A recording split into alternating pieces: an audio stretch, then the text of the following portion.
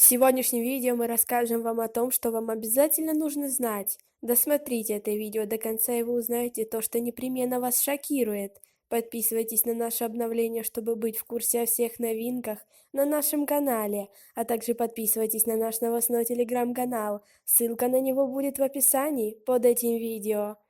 Впечатление, конечно, бесконечное, радостное, и мы очень надеемся, народ Таджикистана и Узбекистана, на процветание и светлое будущее двух государств, двух народов, Таджикистана и Узбекистана.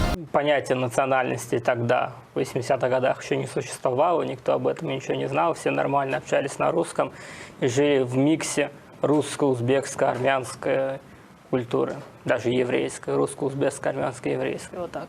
А как вы полагаете, возможно возвращение вот к этому мультикультурализму, через который прошли вы?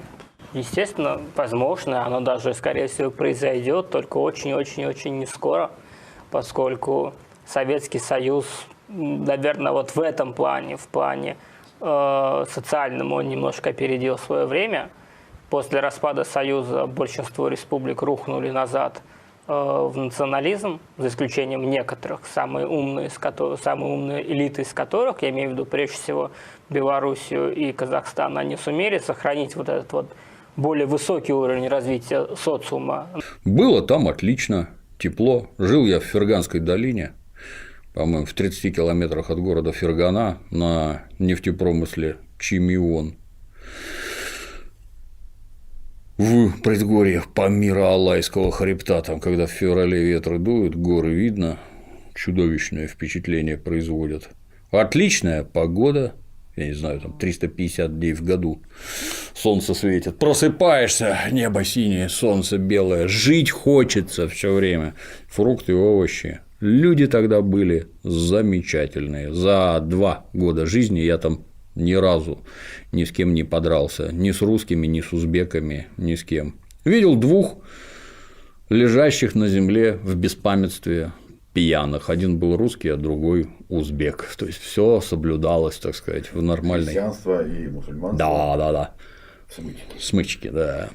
Просто мне, мое мнение, самое главное, уважать друг друга, о плохом не думать. Как вы относитесь к таким высказываниям? Свои ответы пишите нам в комментарии под этим видео. Я рада, что вот 2 стран, подружились, и в будущем что-то получается. Я думаю, Таджикистан и Узбекистан, как прежде, они дружили и будут дружить.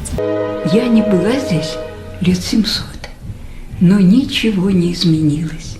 Все так же льется Божья милость с непререкаемых высот. Эти стихи написала Анна Ахматова.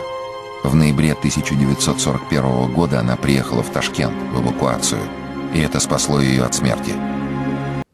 Нас всегда принимали как своих, и я люблю Узбекистан.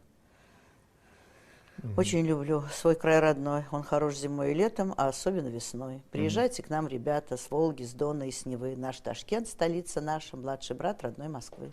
На этом у нас все. Оцените наше видео подпиской и лайком.